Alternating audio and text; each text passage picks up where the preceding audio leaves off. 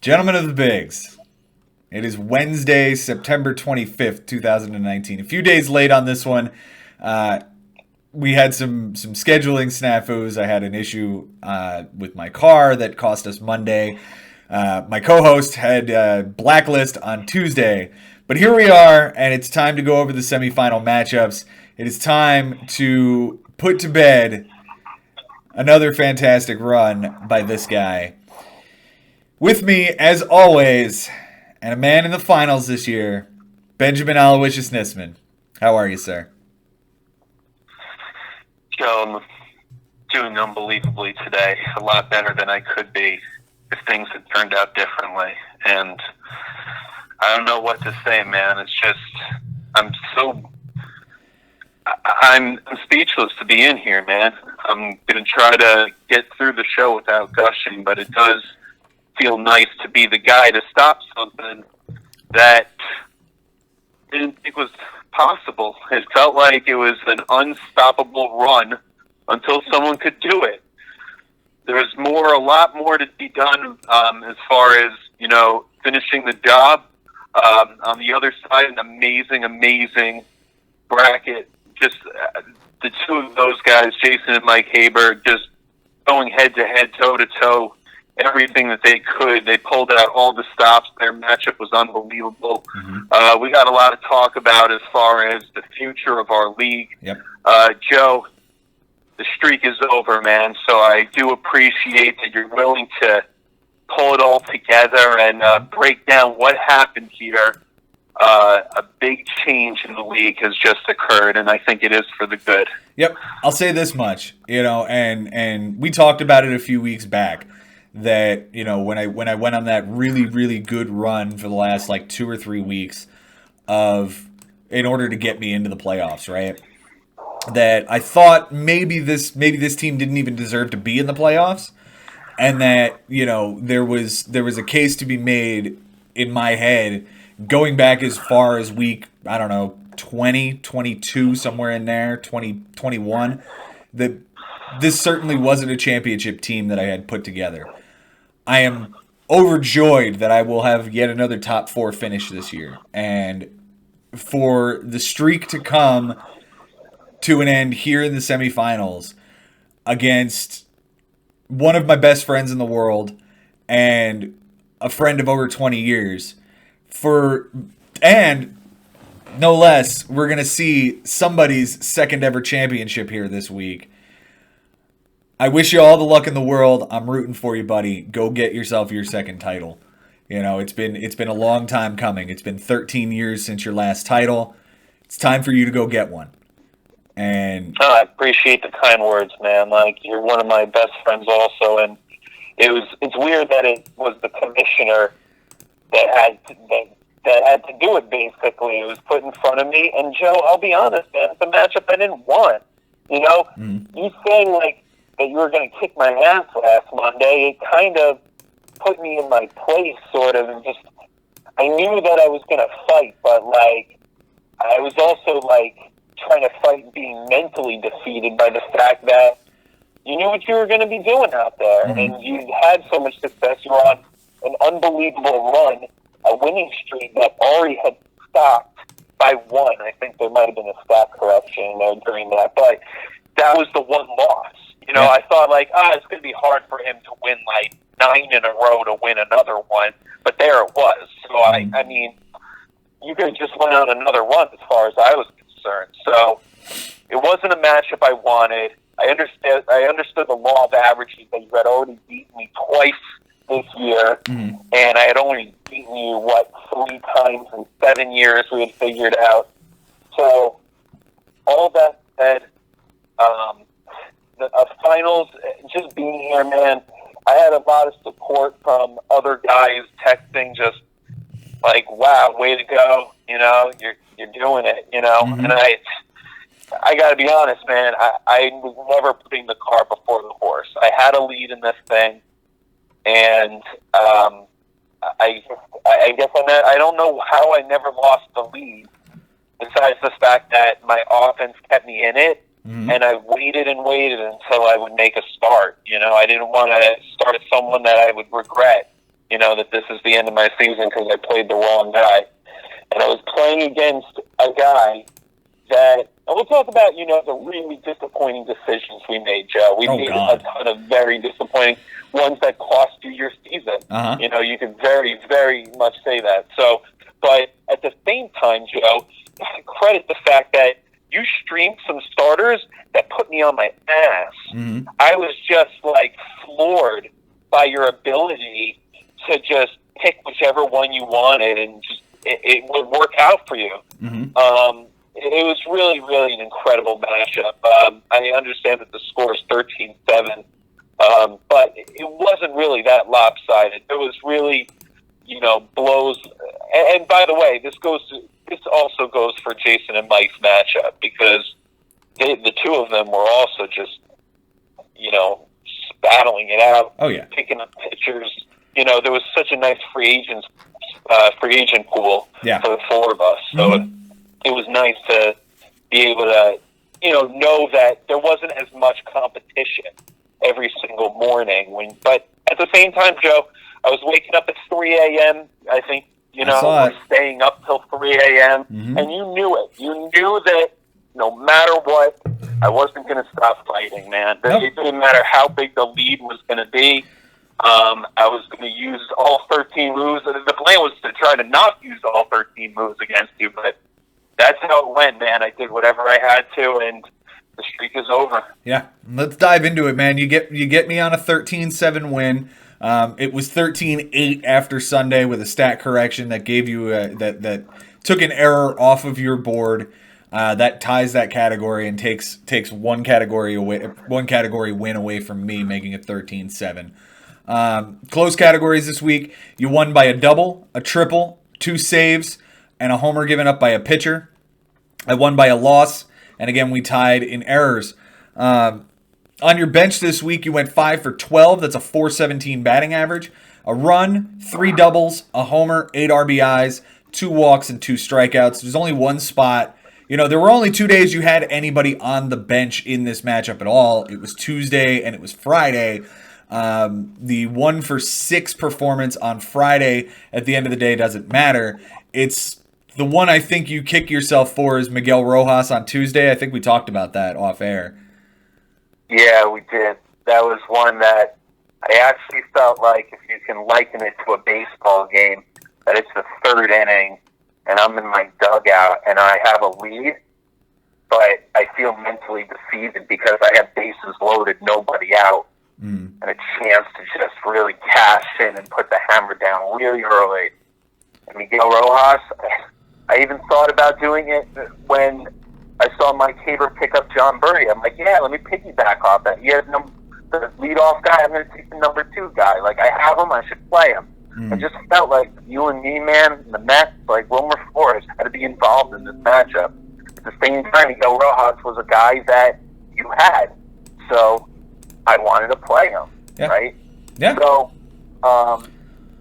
it was a tough decision, but, that's the reason I picked him up on Sunday. So I played him Monday, 0 for 5 day, right? Then I don't play him. He goes 4 for 5, 3 doubles, 6 RBIs. Yeah. And it literally, folks, I went to the ground. I just laid there for about 2 minutes and thought about, okay, that really, really hurts. That was a real opportunity. Whatever.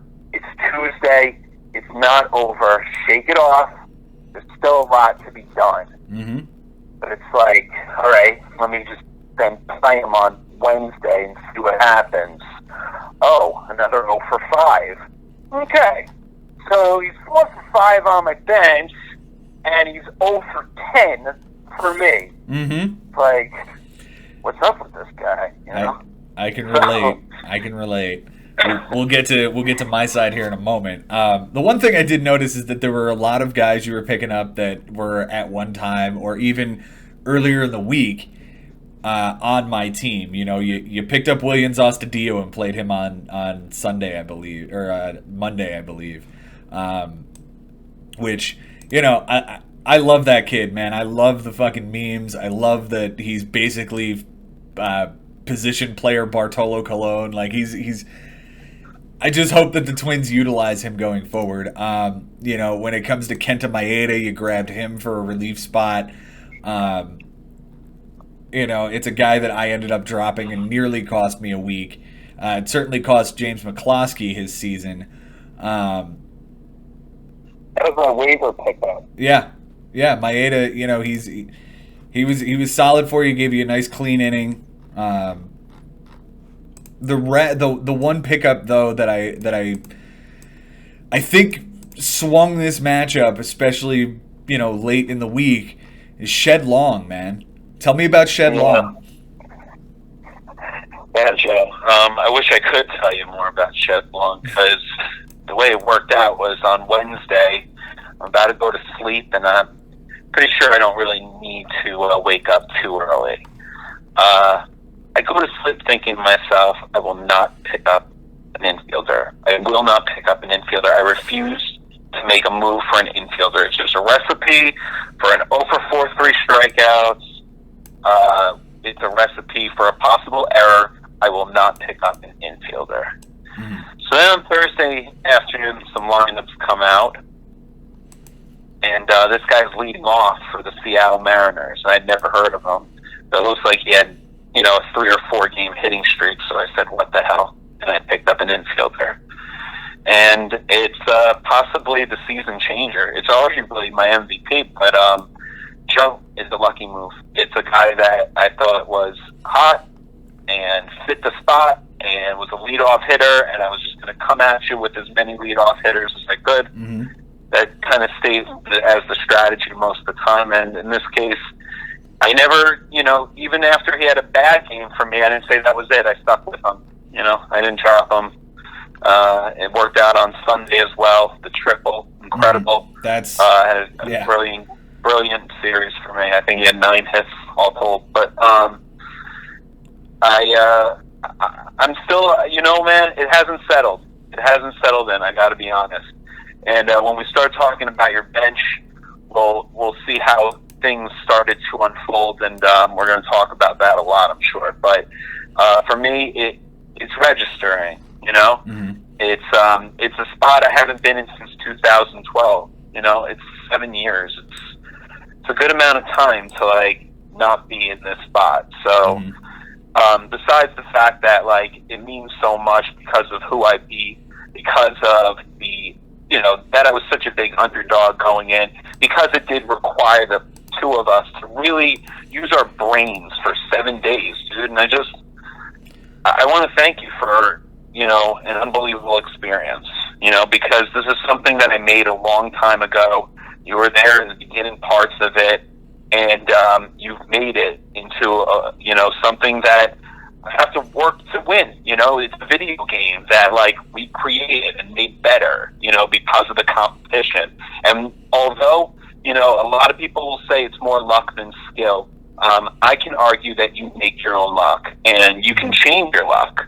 So who's to say that for 7 days or just enough or long enough, my friend and I went toe to toe with each other, and I outsmarted him. And because even though those guys are going to do whatever they're going to do in baseball world, my friend and I are just going to use our foresight and play this game and do it to the best of our ability, and see where the chips lie. Yeah, I mean, you talk about Shed Long being lucky, sure, and when you look back on a championship season, you definitely Miguel Rojas is a perfect example. It was either 2018 or 2017. I don't remember which it was, but I picked up Miguel Rojas in the championship game, and he got me a triple on the second to last day of the season to get me the win. You make your own luck in this game, and you take educated risks.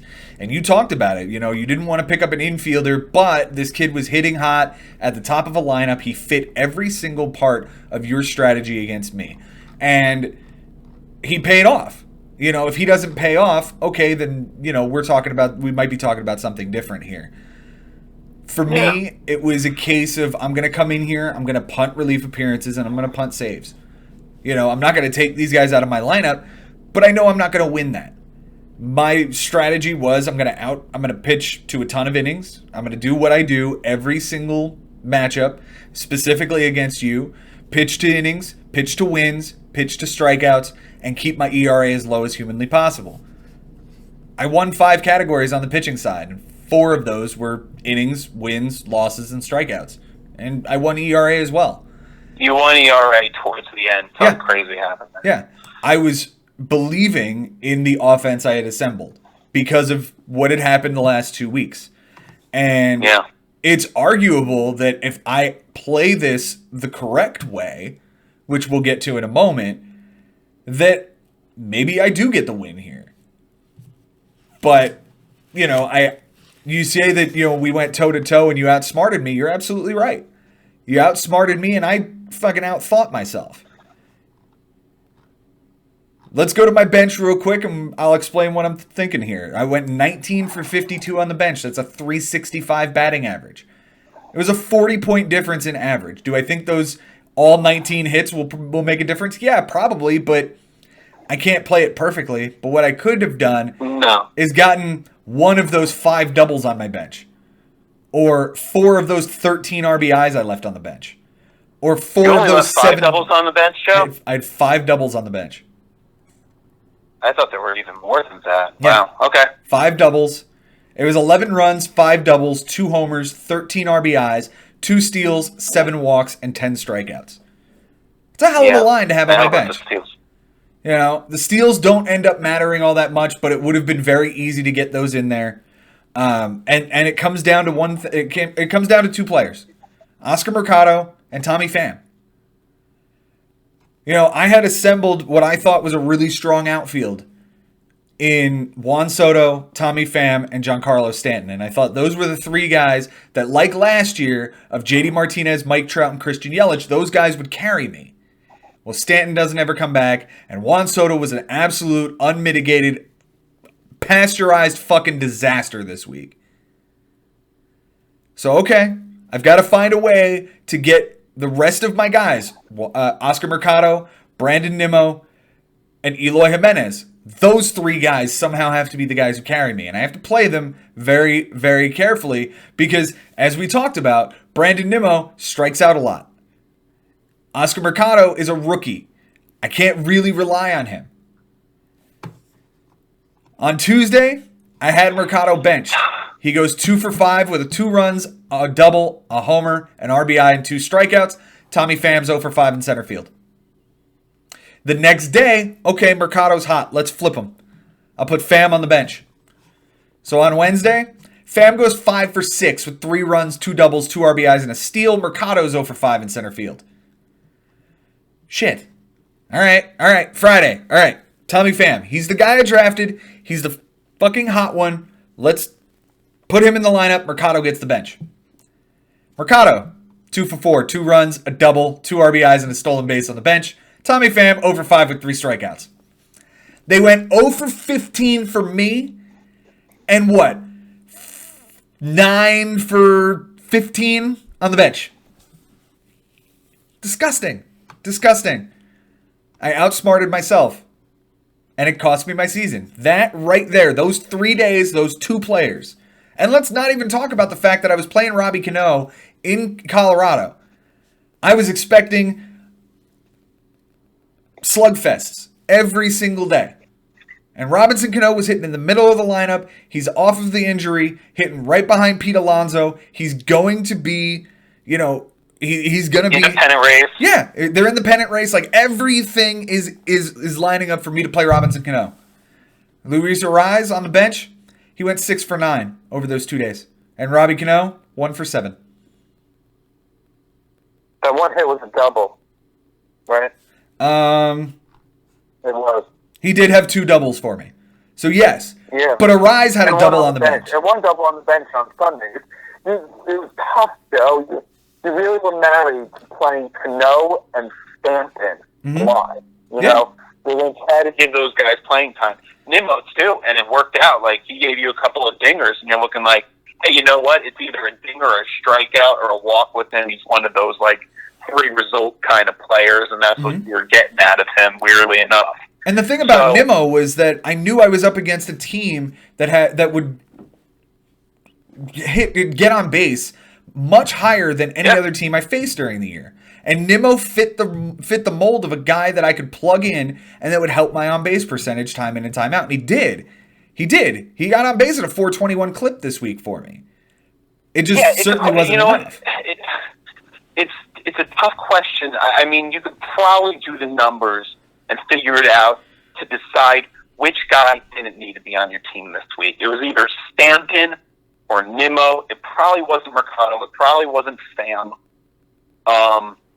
Because, I mean, Pham's 5 hit day was so important. Like, there was a lot of big stats in there. So, I mean, maybe it's Stan. I know he had a couple of doubles also. So, at some point, there was one that you were committed to that should never have been on the team, you know? It's Juan Soto. And this week, I should have benched Juan Soto every day. Juan Soto, you bench him on Saturday and Sunday. And it's another thing. I mean, I don't know if you covered the walks, how many walks were on the bench. Mm-hmm. But you only lost by what? 4 walks? 4 walks. Hold on, and there were 5 over. There was 5 over Saturday and Sunday that I left on the bench. From Juan Soto. No, it was 5 total. It was 5 total. Juan Soto had 2 on the bench on Saturday, and if he had 3 on the bench on he did. Yes. It was all Juan Soto. It was all Juan Soto, man. So, he was a disaster, and then you decided to start sitting him, and then he was like, okay, let me try to give you the stats that you need to at least tie a category. Yeah. And you didn't want to do it. You know, it was just too much. You could have used all of these guys at some point, just not when you were playing them. Yeah. You know, and you just had too many decisions to make, and you didn't make the right decisions day to day. And that's what we talk about, that you can change your luck, and it's a game that you can play against someone and play against yourself. And in the end, you know, I made a few better decisions than you did, and this is the result. But at the same time, man, it's just it's kind of crazy how you trade for Stanton. Here he is, exactly when you want him. You know, couldn't have asked for it at a better time. And he gave me a good week. You know, he gave me an absolutely good week. I would take this week anytime, any day of the week. Like, any week of the year, I would take this week from him. The problem is, all it did was clog up my outfield. And I had too many good players in the outfield that fit different molds and not enough positions to play him. Yeah. It just too much too late, surprisingly enough. You know, and you add in the fact that I added Trent Grisham on Monday thinking he was going to be like a hot hitter for me. And it was a big miss. It was an absolutely huge miss. You know, 0 for 4 with 2 strikeouts. Huge misfire to set the tone. Huge misfire to set the tone. That one, as well as playing 2 pitchers that are pitching against each other. And you're starting thinking, well, one will be good, maybe one will be bad, maybe it's a pitcher's duel. That's the best case scenario. And I think those 2 things already on Monday have set the tone, even though there was a lot more to be played and a lot did happen. Yeah. You know, and the thing is, you know, we talk all season about how many roster moves we need every week, and we both used all 13. But if we really look at the roster moves that I made this week, whether it's picking up Jose Ramirez that I couldn't use all week, and that I'll now use Javi Baez was actually in week 24. It was the last move of week 24. But I picked up Dellin Betances to throw him in the bullpen, and he ends up doing nothing because he's injured again, apparently. That was a miss. Yeah. You know, those 3 and Ivan Nova, who I picked up. Chirinos was the hope that I would play him on Sunday because he was going to be in my lineup if Mitch Garver was not going to start. Because Mitch Garver doesn't start every day, despite the fact that he's got 30 homers this year. And my thought was, well, Chirinos has been hot. He's in a really, really good lineup. You know, let me plug him in as my backup in case Garver doesn't play. What ends up happening? They both sit on Sunday. Right. So and I wish that you had, you know, maybe you wish that you had waited until the lineups came out before then, because then you were left with no catcher. Yeah, and no I was catcher, over no here moves. in Astoria, New York, pumping my fist knowing that Stanton is out of the game and early, and that Garver isn't playing, and you had already made a move for a catcher, and now you got to play with 7. Yeah. And four of those 13 roster moves you can look at and say they weren't wasted, but they weren't good. You know, Jose Ramirez was okay. If I somehow come back and win this, I'll have him in the lineup. You know, Dellin Betances was a miss, was an absolute miss. Ivan Nova was a move to block you, and Robinson Chirinos was the hope of backing up my catcher, and it backfired. You know, if I take those 4 moves back and do them differently, this is a completely different matchup. And it's disappointing that all year, you know, I was able for a lot of the year I was able to plug and play the right players. You know, I relied so heavily on my offense for this matchup. I only win 2 categories this week, dude. You know, I win runs and I win homers, and that's it. After I was sort of committed to the fact that I was going to lose home runs this week. I thought that I was like, okay, I'd probably lose home runs, RBIs, and probably runs. And I was like, well, I do have a couple of good leadoff hitters, so maybe I'll win runs. But I didn't. But like, it ended up working out. But no, you said it, man. You were committed to the offense winning no matter what. Yeah. Even though they had just had an awesome week. I think you had batted something like 300 the week before. Yeah. Almost 400. Yeah, it was 2 straight weeks of like 310, 320 with a 400 on base. I'm like, that'll win me. Yeah. Like that, if that continues, that will win me. If I could somehow, you know, only hit 290 and a 380 on base, that'll be great. You know, and it just didn't come. The thing is, I feel like this stat line that I put together would win against most managers most weeks.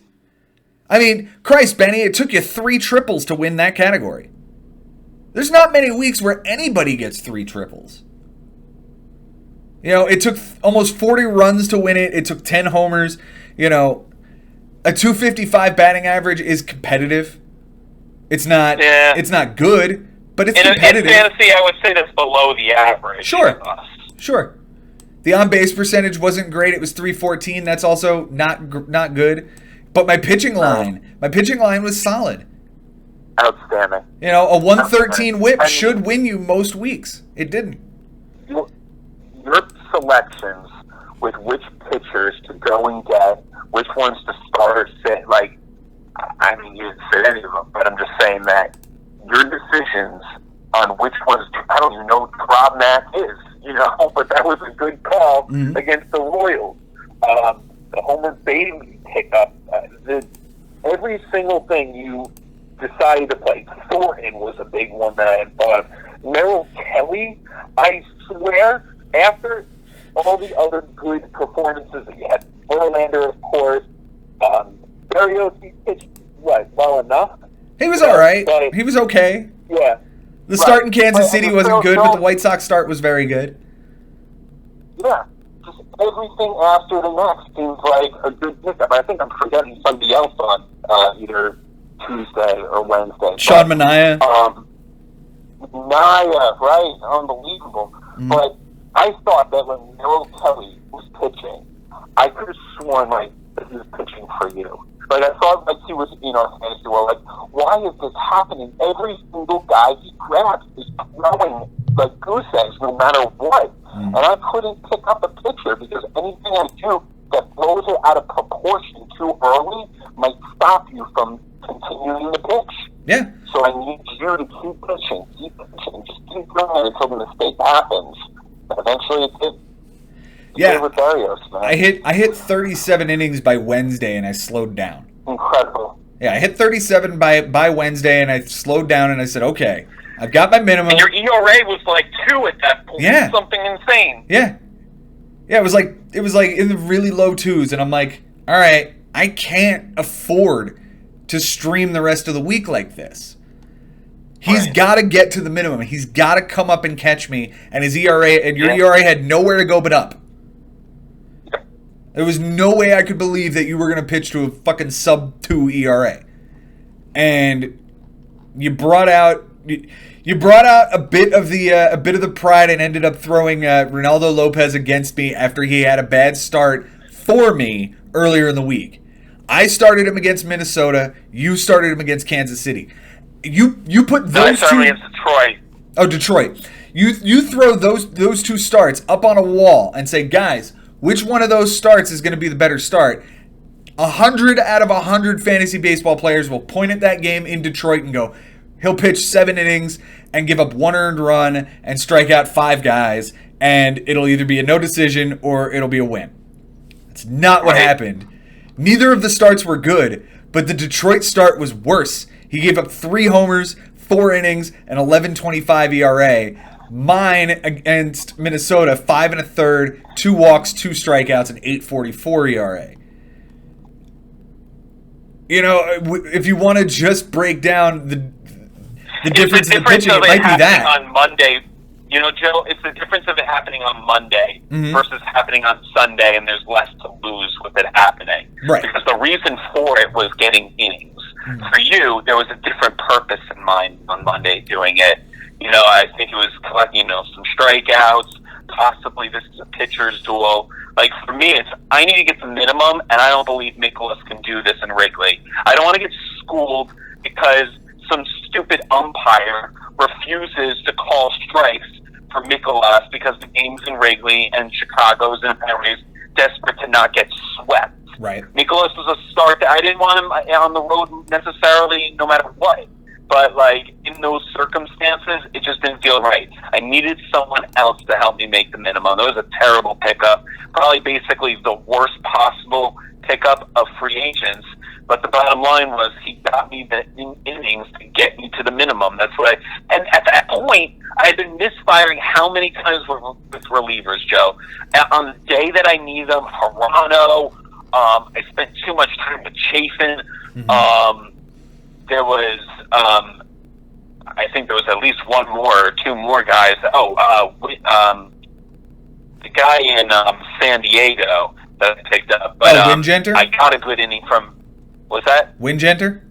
You've had that guy on your team a ton. I finally got the inning from him, and once I got the inning from him, I dumped him, and then I found out later he had a really, really bad outing. Yes, he did. So, Joe, the thing that I want to know is, man, there was plenty of moments that were like this, and we talk about, you and I, you know, we have a bit that, Joe, there's sometimes when something annoying happens, that'll kind of make a look that he's breaking the 4th wall, like looking at the studio audience, just like as annoyed and frustrated, like what else wrong can happen right now? It's kind of like that expression that Jeff Daniels makes in Dumb and Dumber when the cop pulls him over and the cop wants to drink the beer, and Jim Carrey like spills it on the way of handing it over to him, and Jeff Daniels makes this expression, like, what else do I need now? Yeah, just so a I want to deadpan, know, like, as this, what? Just a deadpan face, like. Yes, that's the one. So Joe does that face occasionally. So I assumed that it was going on quite a bit this past week.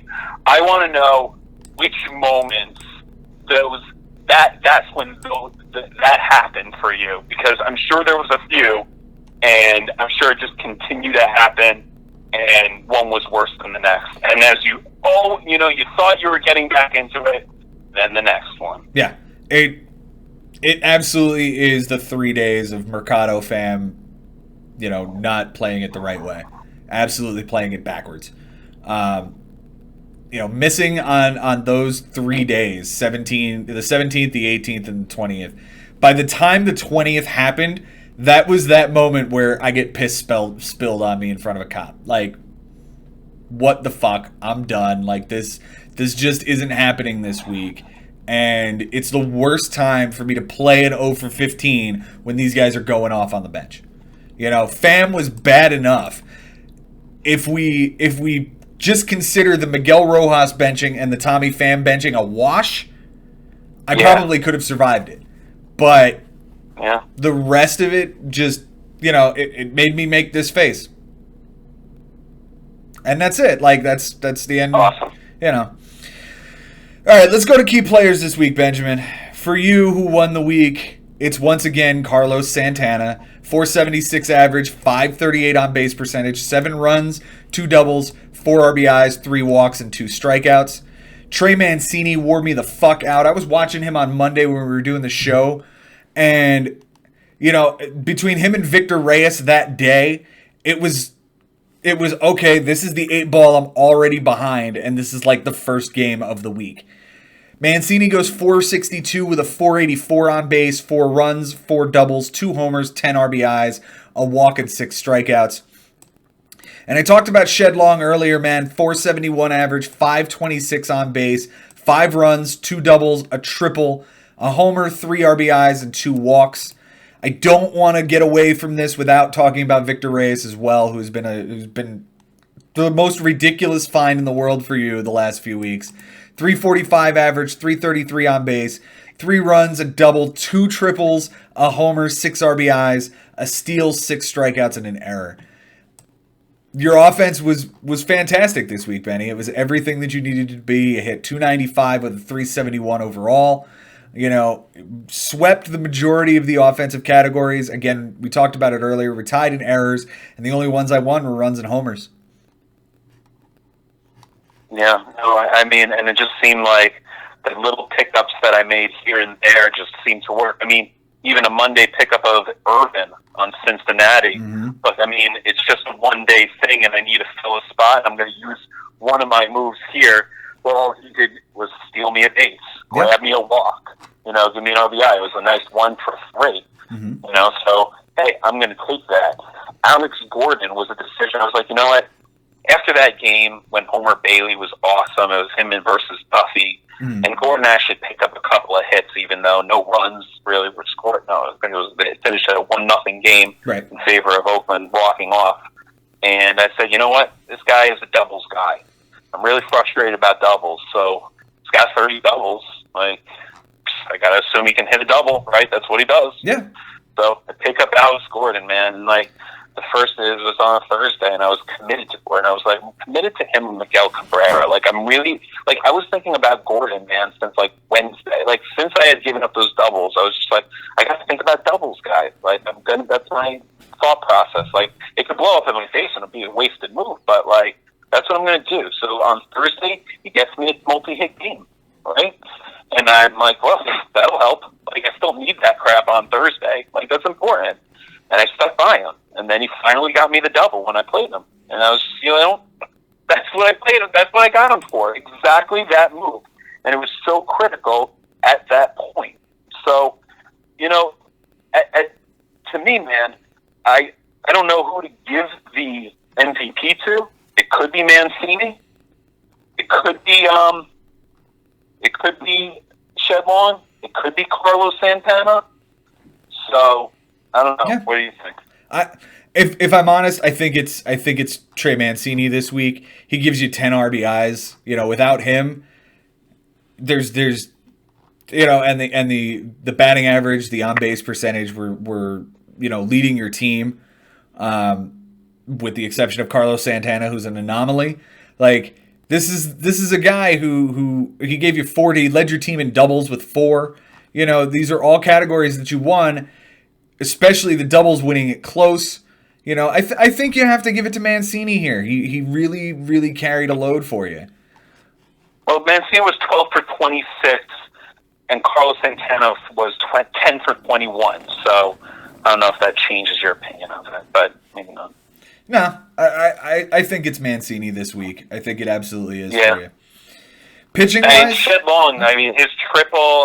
Some of the things. It's a tough call, But at the end of the day, Trey Mancini was the AL Player of the Week. Yeah. I had the AL Player of the Week this week, and that's a big reason why I'm here, man. Yeah. Let's talk about your pitching side, Benny. Mike Foltynewicz, 8 innings, a win, 7 strikeouts, a walk, nothing earned, and a 0.50 whip. Masahiro Tanaka gave you 7 innings and a win. Did give up a solo homer and 6 strikeouts, a 1.29 ERA, and 0.57 whip. And Seth Lugo led your team with relief appearances with 3 relief appearances, 3 2/3 with a win. Did give up a homer, 4 strikeouts, a 2.45 ERA, and 0.82 whip. I highlight those three guys again because Lugo is sort of one of those guys that led your team in relief appearances. I could also highlight Carlos Carrasco, who you picked up. You know, the guy's come back from a terrible disease, gave you one relief appearance and got you a save. You know, that was kind of the nail in the coffin for any chance I would have to compete with you on one of those two that I was already punting. You know, without the Carlos Carrasco save, I'm hoping that Detroit or you know, Texas wins a game close and I get a save out of it. It doesn't happen. Right, but you were committed. You were kind of in that. I'm not going to win that category anyway. You were going to punt relief appearances. You said you were basically punting saves. Is Claudio, you know, a pickup for what at that point? Because Claudio was a pickup very early in the morning. You picked Claudio up at 3 a.m. So yeah. I kind of wanted to ask you about that one. So my plan all along was just throw 5 relievers and hope for the best. I dropped Ryan Harper, who apparently is just not being utilized in that Minnesota bullpen as often as he was earlier in the season. So I dropped him for Dellin Betances, thinking this is a guy who's just healthy. They're going to use him. He's a high strikeout guy. I figure if I can get 3 or 4 innings out of him, 3 or 4 appearances, that'll be great. And keep the ERA and whip low. But he ends up not pitching, and he ends up being hurt, and they're not going to use him. So, okay, let me go find somebody who I know is going to get in there and has been good. And that was Alex Claudio. You know, he leads the league in relief appearances. And his ERA and whip aren't bad. You know, he comes in, he's mostly a what they call a loogie, a lefty one-out guy. You know, he's going to come in, he's going to get the big lefty bat out, or he's not, and he's going to get blown up. But at the end of the day, like, this is the type of guy that I thought would fit in here if I was just going to go with, let me keep my ERA and whip low. And he did. He gave me 2 relief appearances, 2/3 of an inning with a strikeout, and he had a 3 whip, but all that is what, like a walk in that period of time? You know, or it's a base hit because he didn't give up a walk. You know, that was right. That was the thought there. Like, it wasn't, I'm thinking this guy's going to get me a save. He didn't. You know, the 2 saves I had came from Joe Jimenez. I didn't get anything out of Jose Leclerc because Texas is just not. He came in that game, that last game on Sunday. That kind of made me nervous. But it was 8-3. It turns out he gave up an earned run. He wasn't like a clean inning, so whip didn't matter too much. Yeah. I want to know on Thursday if, you know, there was an opportunity to pick up and fill up the lineup for you. And I know at that point you might have had maybe 3 moves left. I want to change that. I think you maybe had 4 moves left. 4 moves left. Mm-hmm. 4 on Thursday. I want to know, was there ever a temptation to maybe fill up the lineup? Because I just thought because you're down in stats, you're down in runs, you're down in RBIs, you're down in doubles, like walks was close.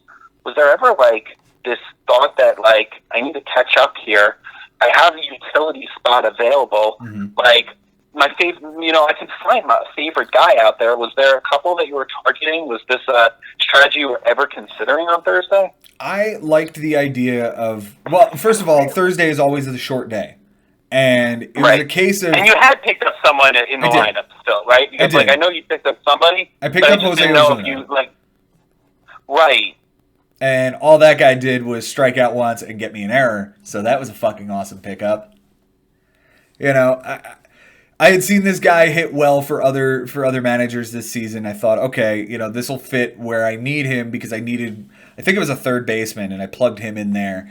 And to your point, I left myself without a first baseman, I think it was, and without a utility. Without a utility. So spot. I figured there was a ton of guys that were out there because you know only the 4 of us can make moves, and I'm just saying like that's been a really good thing that like I really like the locking out of everybody that's not competing for the World Series.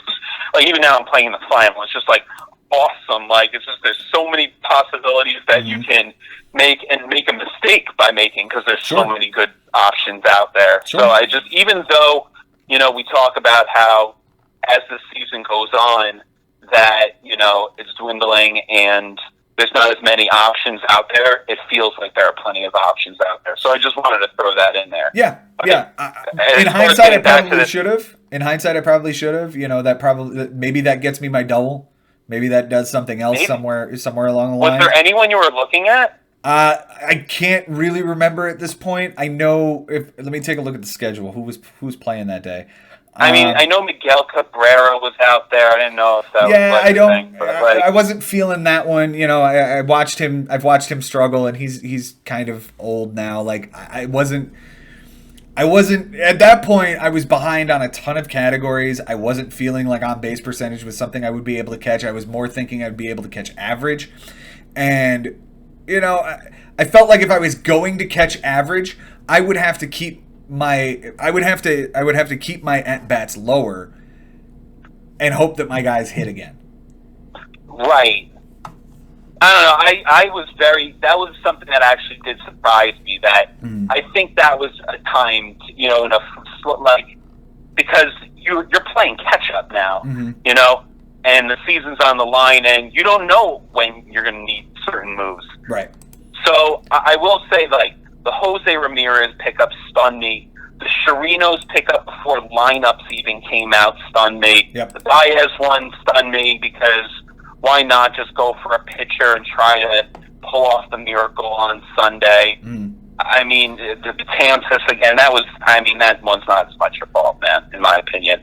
But I think the decision not to have reservation, surprises me because I know you're a guy that's like, I'll make the move here, and you were showing the reservation probably like, well, I don't know what I I'm picked going up to two need guys. on Sunday. I don't know what I'm going to need on Saturday.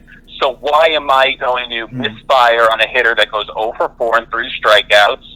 And, but I don't know. I guess if it was me, I'm thinking like I'm playing from behind. I need something here. Yeah. But it's, it's different for everybody, and it's a different strategy, when you're in this spot. And I know that it had probably been a good amount of time since you had been sweating, on a Thursday that the season might have been over. Yeah, I picked up two guys that day. It was Jose Ozuna and Jordan Luplow. So if I don't have those two guys in my lineup, it's an even shorter. The Luplow one. Luplow was terrible, man. But here's the thing: he's batting 5th in the lineup. Right. It's at home against Detroit, and he goes 0 for 2. He goes 0 for 2. And I think everyone else was, and then they scored 7 runs in that game. All the other guys did something. He went 0 for 2 and got taken out of the game. Yeah. It was a risky pickup because it's not like an everyday player. So if they need a pinch hitter, they're not going to let him have that at bat. Right. Right, but for a kid who's hitting 275 and hit more than a dozen bombs as a part-time player, he's in the lineup. He's in the middle of the lineup. I saw. Wow. I think he was batting right behind Yasiel Puig, so I know he's going to get some pitches to hit. He was hitting between Puig and Franmil Reyes. Like, he's going to be the guy that's going to get pitchers to hit, and he just didn't. Right. And it's a shame because if I remember right, or he did, and he was just missing them. Yeah. He had the last time he had come into a ball game 2 games earlier, he doubled, he tripled, he drove in 2 runs, he walked. Like, everything was pointing to this is the guy, and it was a misfire. This was not a week where I hit on all of the things. We said it before. You make your own luck. I made a ton of bad luck. I picked up the wrong guys, I played the wrong guys, and I made a lot of mistakes here. And that's why you're sitting in the championship game and I'm not, buddy. Like, let's jump to my key players here. My key players this week, Yoan Moncada. This guy has been a godsend for me. This week, 462 average, 481 on base percentage, 4 runs, 4 doubles, a triple, a homer, 5 RBIs, a walk, 10 strikeouts. The 10 strikeouts is just what you're going to get when you pick this, when you select this guy. But the rest of the line is incredible. He's going to be. There was a period of time that he was the top prospect in all of baseball. And he was the key piece that was in this Chris Sale trade that the White Sox got back. And now he's going to be a cornerstone for the White Sox for the next 10 years. I got him on his breakout season. You know, nobody saw him hitting 314 on this season after hitting 230 last year. You know, I thought he could be a 30 homer, 15 steal guy. He missed some time with injury. He's only hit 25 homers and stole 10 bases. Okay, I was a little off, but the average is what's amazing. You know, this guy can absolutely rake, and he's going to be really, really interesting to see where he goes next year. Eloy Jimenez was another guy that coming into the year, I thought, this is a guy who, if Vlad Guerrero was not a person, he would be the Vlad Guerrero rookie that everybody would be going after. His last month has been absolutely lights out, and this week was ridiculous. A 400 average and on base, 6 runs, 2 doubles, a triple, 3 homers, 7 RBIs, 9 strikeouts, and an error. Again, they're young kids, 9 strikeouts and the error. You just sort of, and I watched that game where he got the error. The error was a throw to third base that Moncada didn't even bend down to try to pick up. It just went right through his legs, and the runners advanced. So I'm sitting there going, I got an error. I don't know who it's on, and I don't care because fucking Christ, like, throw the ball accurately, and Moncada bend the fuck down. That's all I needed you to do was bend down and fucking field that ball.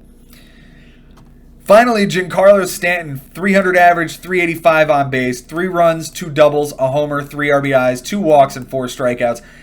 It's incredibly fitting that I traded for this guy. He gives me 9 games and goes back on the DL for injury the rest of the season. And I get him back here in the semifinals. And he gives me a decent week. And I lose. You know, we talked about there's one guy that I didn't need to have on my roster this week. I think it might be him. Because if I don't have him in the lineup, then I'm probably playing Mercado and Pham in center and right. No matter what. Yeah. Yeah, and you're doing that despite the offers that you got from those 2 guys. Sure. Because at least you get the hits from the other guys, so it doesn't matter. Yeah. And, you know, I kind of was married to Stanton because I gave up that much for him. I had to justify the trade this late in the season. I can't bench that guy. And to not know that they're only going to play him 5 innings. You know, to not see that. You know, he's hitting right in the middle of this disgusting Yankees lineup. And it sucks. It sucks to be married to a guy like that and have that much stock in it and not get, you know, to get out what I wanted in a week. You know, this is an absolutely acceptable week. I needed more. I needed something. You had to have 1 or 2 less guys. Yeah. You had to have 1 or 2 because there's just even Arias or Nimmo or Cano or Stanton. I mean, one of them, or 2 of them, just didn't need to be in your life to make the decisions more difficult on yourself. You were very much married to the fact that you needed to play Cano and Nimmo enough in Colorado. Mm-hmm. And it you know, there was times where it was good. There was times, and there was also times where you did bench them, and that was the right move. Yeah. So we cannot forget that towards the end of the week, you started to get together where it was like, I think you had on Sunday, 0 for 12 on the bench, something like that.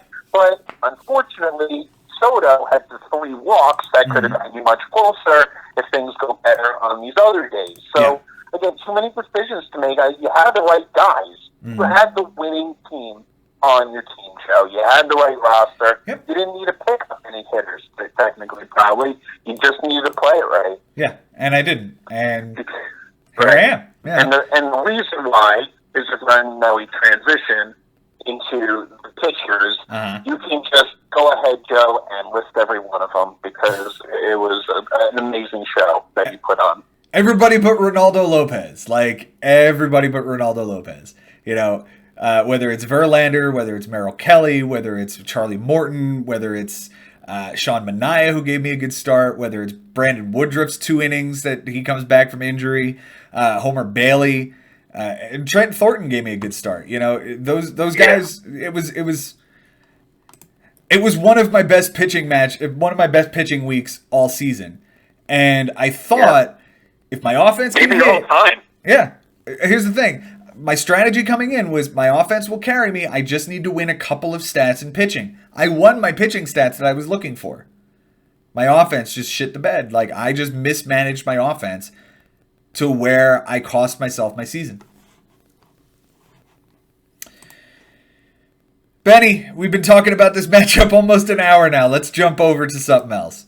I'm not ready to. Can I continue on it for just a little bit longer? Sure. Go for it. I think that there was a lot of weird stuff going on with bullpen that I don't know if you were noticing. I kept on just, trying to figure out a way to put together 37 innings. And I started to do things like thinking about what closers I should start benching because I don't think they're going to come into games. Mm-hmm.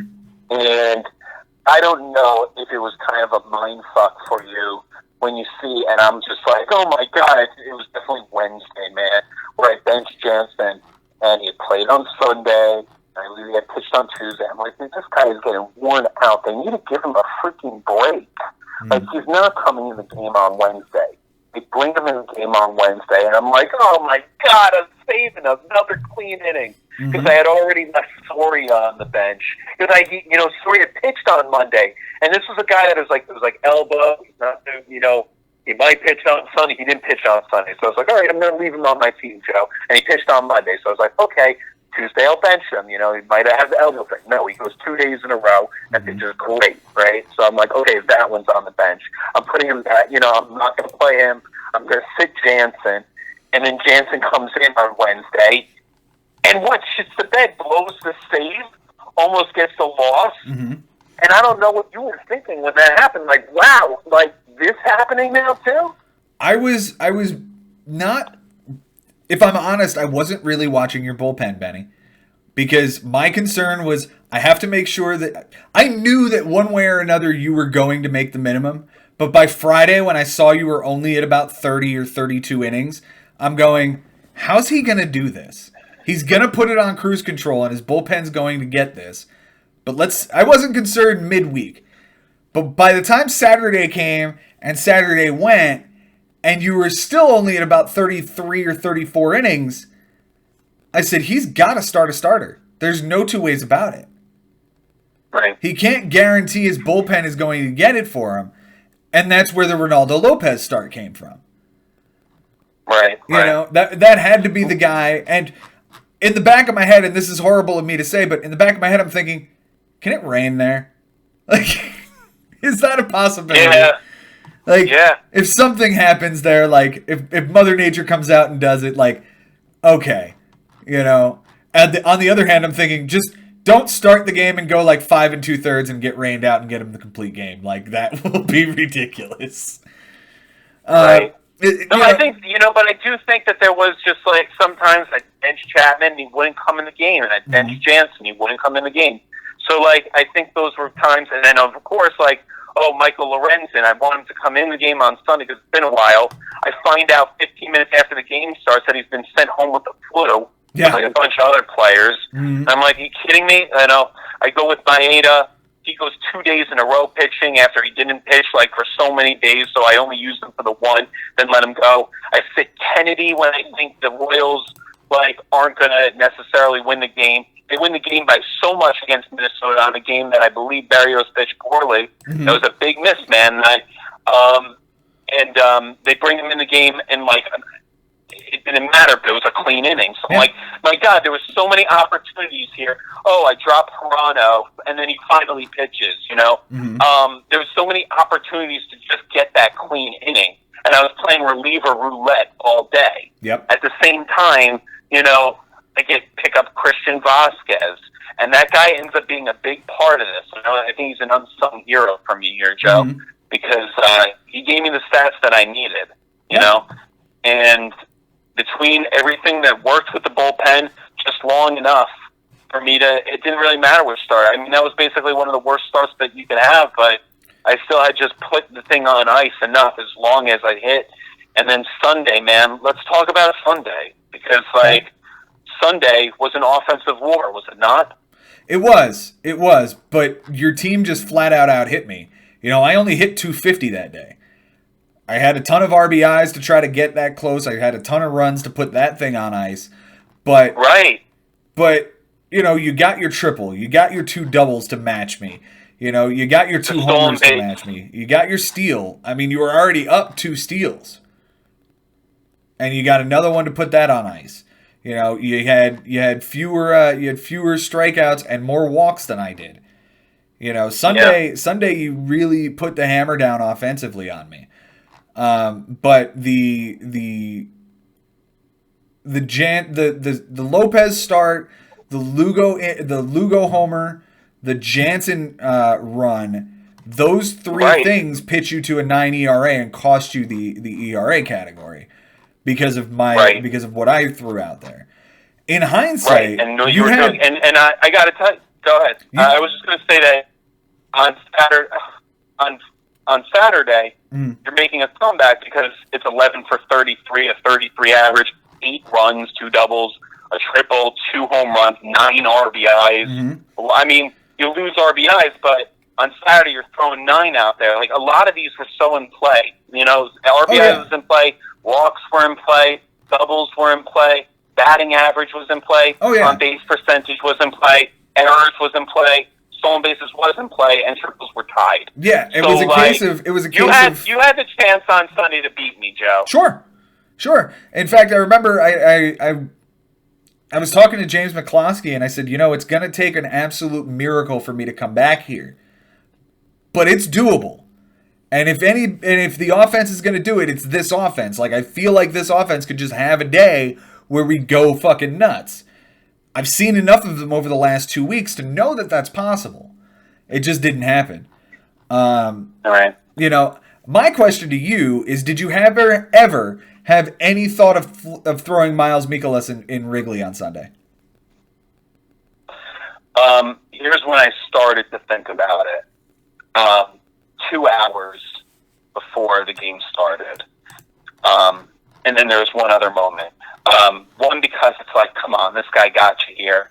Who the hell is Ronaldo Lopez? He even looks silly in my rotation. He looks like he doesn't fit because I never had him, and it's just like, this is weird, And, I stuck to the game plan. And then when Ronaldo Lopez was doing so poorly, I thought maybe I should put in Mikolas also, because if he throws good innings, clean innings here, then there's a chance that I can lower that ERA and lower that WHIP still, But home runs kept getting close, and Mikolas actually ends up giving up a bomb. But I actually would have been better if I played Mikolas also, willing to tie home runs given up, but flip ERA. Right. So I think it would have been actually better. But, most of the week I was afraid of the Mikolas start, and I knew that no matter what, I had a guy for the minimum. And I knew that you knew that you couldn't stop me from making the minimum. Mm-hmm. So, I knew that your game plan was never going to be to just try to pick up starters.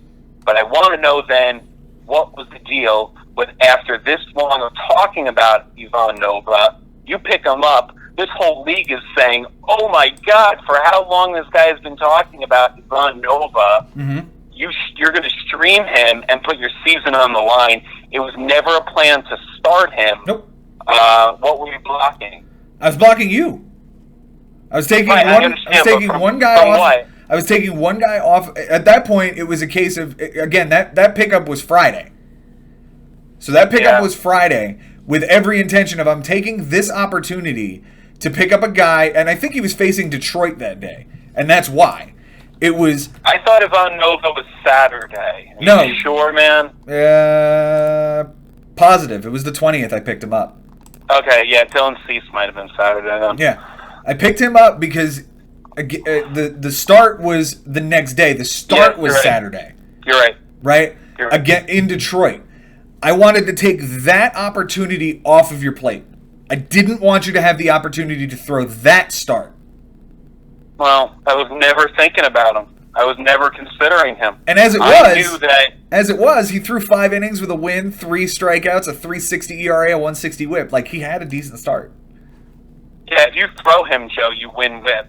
Not with a 1.60. Now you change everything, that I plan on doing. Right. It still wouldn't have mattered as far as offensively. Right. it would have probably grabbed you that category.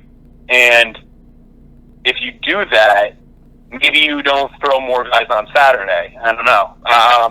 Turns out, I gotta say, Verlander, he pitched great, man. Yeah. But did he hurt you a little bit with the home runs? Like, you can argue, you know, with all the things that you did, man, you might have went to the well too many times. And I thought you were doing it on Friday. You know, I thought that was like, but then you were like, okay, I'm just going to throw how many? What did you do on Friday? It was insane with your pitching. Friday the 20th, 18 Oh, and I got it. Yep. If you don't. May I? Go ahead. 18 2/3, 2 wins, 1 home run given up, 6 walks, 22 strikeouts, a 1.45 ERA, and a .86 WHIP, a 1.45 ERA, an 18.2, and 2 wins to boot. At that point, you had taken the lead in wins, and I guess you wanted to keep going. I had to keep my ERA low, and if I was going to do it, I had to get it because of the way I play the game. In order for me to lower my ERA, I have to throw starters. I don't have what one would call a luxury of, okay, I can get one more inning and get one more inning and get one more inning, because by that point I'm already into the 50s or the 60s in innings. You know, 1 inning from a reliever is not going to drop it as much as an inning for you would. So if I'm going to drop my ERA... But one bad start by Jose Berrios changes the whole goddamn thing. And now, now you've separated yourself when you put yourself in such a position when you could have said, okay, check, your move. And I had to throw starters, you know? Yeah. Well, here's the thing. I looked at the 3 matchups I had. Charlie Morton is obviously a guy I traded for. I was going to start him regardless. Merrill Kelly I picked up for a start in San Diego. San Diego's not hitting worth a shit. And, you know, it's a guy that I was confident in. It's a guy that I've used many times this year. And as for this kid, Randy Dobnak, I have no idea who he is. I have no clue. It was absolutely a shot in the dark. It was absolutely a shot in the dark because he was facing Kansas City. That was it. It's, Kansas City's garbage. Let's throw him out there, see what happens. You know, that was you make your own luck, right? Like, that's... Yeah, that one could have blown up in your face just as well, and I thought after you've done it, like you did it on Friday to me, I thought on Saturday, you know, I don't know. It was interesting. On Saturday, I went back, and look, Jose Berrios has been absolutely lights out for me all season. You know, the start is against Kansas City for the same reason I'm starting a nobody I'd never heard of who paid off. Of course I'm going to throw my number 2 starter all year. It backfired. Right. It absolutely backfired. All right, man. So there was a lot of predictions that came down. One was that you were going to kick my ass last week. We know how that turned out. Another was that you're going to win your 3rd championship in a row. These were bold predictions, so I think you got to come clean and say what happened, what went wrong, and where you are, where you're going to be. Yeah, let's put a bow on my season, Benny, and let's move on because, what a run! What an absolute run! You got my stats? I'm sorry. I am sorry that like it had to be me, but like at the same time, like someone had to do it, and like if it's gonna be someone, like I'm glad that it's me. So to start, 15-8 in runs, 16-8 in doubles, 9-7 in triples with 8 ties, 14-7 in home runs with 3 ties, 12-12 in RBIs, 13-9 with 2 ties and stolen bases, 9-14 in walks, 9-14 in strikeouts, 10-12 with 2 ties and errors, 15-9 in average, 10-14 in on-base percentage. Anything to write home about? It's a high average, high homer, high run scoring team. You know, it's power and it's hitting for average, and it's what I've built 3 championships on. You know. Yeah. All right, no surprises with innings. 21-3, 16-4 in wins, 7-15 in losses, 11-11 in saves, 8-14 in home runs given up, 4-18 in walks given up, 19-5 in strikeouts, 14-10 in ERA, 17-7 in WHIP, 9-13 in relief appearances. So to me, yeah, like 19-5 in strikeouts, 21-3 in innings pitched. We know those kind of go hand in hand. Mm-hmm. 4-18 in walks given up, and 8-14 in home runs given up. That's going to go hand in hand. Right. 7-15 in losses, or 16-4 in wins. So those have been traded also. Mm-hmm. So you're kind of going 3 for 3 there. But what I was impressed is, still 17-7 in WHIP is just an awesome number. Take that any day. And 14-10 in ERA means you're winning more than you're losing. So like a lot of these streams all year, definitely working out. Yeah. I pitched it just over a 4 ERA with a 1.23 WHIP. Like, that's competitive in this league. That'll absolutely get it done. Yeah, no, you led our league in innings pitched. That's no surprise, and we're almost 200 more than the next guy, which was Jason. And obviously strikeouts. You led over 100 more than the next guy, which was Jimmy at 1957 this year. Just nothing too. The thing is, though, like, when you look at the other categories that you were last in, like losses, and the most losses of anybody this year. Yeah. As far as home runs given up, you were second to last. Uh-huh. As far as walks given up, by a you were mile, dead I was last. Yeah. By a mile, So you can argue that as much as this strategy of you couldn't play your starters, you do start to fall down and down and down in these other categories. Below, other guys in the league, if you're willing to take the good for the bad, that's your jam, man. But it seems like it might be hurting you as much as it's helping. Well, and that's the thing, right? It's a 3 for 3 trade-off, right? It's losses, walks, and homers for innings, wins, and strikeouts. It's just going 500. Usually, yeah. And here's the thing: if they get no decisions rather than losses, well, then I might win that stat. Right. My but thing if you is get no decisions instead of wins, you sure, lose that. Absolutely. The thing that I really try to do is utilize these streamers to keep my ERA and WHIP low, and that is shown in my win-loss record in those two categories. 20, 31, and 17 this year in those two categories. That's ultimately what it boils down to. That's what, like 15 games over? Right. I'll take that. As far as my draft goes, I started off the season in the first round going, well, I'm going to get one of the 3 outfielders I had last year, whether it was JD Martinez, Christian Yelich, or Mike Trout. Those were my 3 targets. And if any one of the 3 of them were available to me in exactly the reverse order that I said it, of Trout, Yelich, and JD Martinez, I'd take them. Obviously, Trout went first. Yelich went right before me, and I would have loved to have my hands on him this year. But I grabbed JD Martinez. When it came back around in the second round, I didn't want to have to make the decision about Francisco Lindor because of that calf injury early. I was hoping somebody else would grab him. But when he's there at 26 in the second round, I have to take him. And I'm glad I did. This is a guy, he's hit 30 homers? Yeah, 31 homers, 100 runs scored.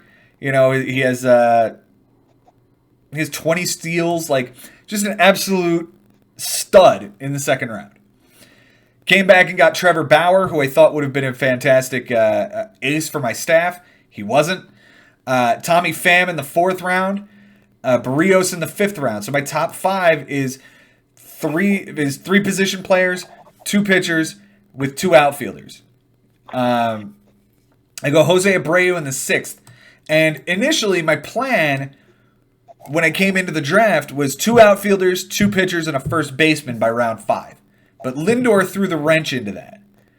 And that, made Jose Abreu in the 6th make more sense. And I like the fact that I got him that late. Conforto and Matt Chapman were part of the big trade. They both have performed really well this year. Cody Allen becomes my first closer off the board in the 9th round. Dud. Garbage. Awful. I thought if anything were, if the Angels were going to be good, maybe he could resurrect his career on that 1-year deal he had with them. He didn't. It was garbage. Eduardo Rodriguez has won almost, what has he won, like 17 games at this point? 19 games. Trade for you, right? Yeah, he was involved in the Stanton trade. 19 wins this year. Ironically, he was also a piece that I was dangling at Frank when we did the Baez and Soto trade. He was an option that Frank had to select from for the pitcher for the throw-in, and he chose that guy and then sent me the offer with Merrill Kelly. And I just shrugged my shoulders. Like, if this guy goes to his team, it's a completely different year for Frank. Moncada in the 11th might be my best pick of the draft, along with Eloy Jimenez in the 12th. Those two are going to be the anchors of that White Sox team going forward. It's a great team, and I love those two young players. Andrew Heaney in the 13th was going to be, a nice number 4, but he was injured, and I dropped him very early. He's been very good here in the second half. Shane Green, great closer in the first half. Just hasn't panned out for him in the second half. Joe Musgrove had a great March and April. I think he even had a decent May, but I don't know, man. I don't trust Pittsburgh anymore when it comes to pitchers. Like, there was a time where Pittsburgh was much like Houston, where they would find a guy off the scrap heap and turn him into something good. They did it with Edinson Volquez. They did it with Ivan Nova for a season. And I thought this might be the next kid to do it, and no, thank you. I'm off Pittsburgh pitchers going forward. Britton was a good setup man. Luzardo was a prospect that never panned out. Wilmer Flores didn't get enough playing time. Joe Jimenez, a guy I actually traded for, was the setup guy for Shane Green. Figured if anything happens to Green, at least I've got his handcuff. Paddock was a great pick in the 20th round. I can't believe I got Luzardo and Paddock in a league this deep. I figured as soon as I grabbed Luzardo, somebody would have gone and grabbed Paddock, but that never happened. Mark Melancon, I figured maybe he's going to be the guy in San Francisco. He wasn't. Williams Astudillo was for the memes and for the fact that I needed a catcher that late. I really, really think that he might be a backup utility type guy next season for them, but we'll see. Dylan Bundy is fucking terrible. Dansby Swanson was great, but I liked Jorge Polanco better as the season began, and I'm glad that I ended up dropping Swanson for Polanco. And finally, Jimmy Nelson, a guy that I threw on the DL at the end of the draft, just really wanted an upside guy. He was fucking terrible. And Frank's trying to call in right now because, of course, he is. It's 1:00. So, bye, Frank. I'll talk to you later. That's it. It's been an incredible 3 years. It's been an incredible 5 years, going back all the way to 2015 or 2014 when I won my first title, like 6 years now. Yeah. It's not over. It is not. This dynasty is not over. This is still a top 4 finish for me this year. I'm very, very happy with how this season turned out. And, until I don't make the playoffs on this run that I've been on, Benji, this dynasty isn't over. There's nothing saying I can't come back next year and win another title. Every year is a new year. It's a long time so you can get 3 in a row. Mm-hmm. So. And if I get 4 out of 7, that'll be fantastic too. But 3 out of 6 ain't bad. It's 3 in general, man. Is you hold on to that medal because 2 in a row. It's been done by Jay Ferraro. Mm-hmm. You've done it as well. Mike Haber had that opportunity, lost in the finals in 2013, took me out in 2012, which we're going to talk about later because that's incredible that we got this rematch going in 2012 right now. But you hold on to the 3 medals, man, because no one's got that honor yet. Nope. There's at least one of us, either Mike or I, will get to have 2. Mm-hmm. but we will not get to have 3 this year. So you'll still have that man, but as of right now, no matter what, you will no longer be champion.